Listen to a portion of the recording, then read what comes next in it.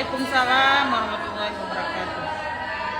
Okay, before I start my presentation, I see all of you all is getting bored, so I want to cheer up all of you all.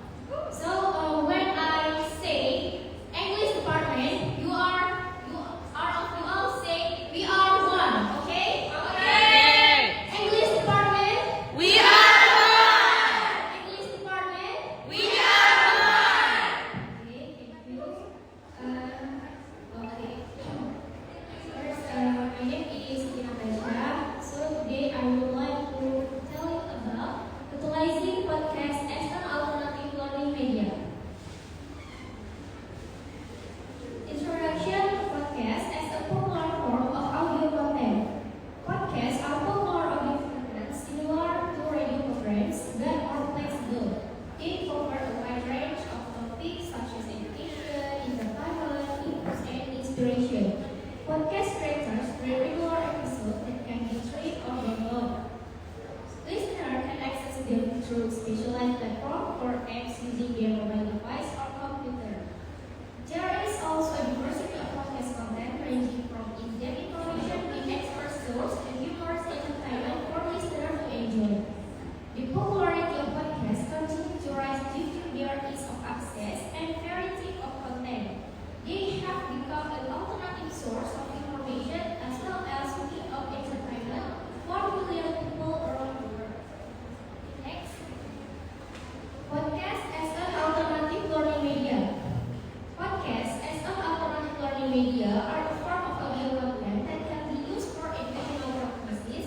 In podcasts, learning topics are delivered in an engaging and interactive way.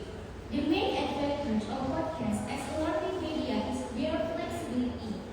Students can listen to podcast episodes anytime and anywhere, without having to be limited to a specific time or location. They can listen to it while taking a walk, on their way home from school or faculty, or even while doing other tasks.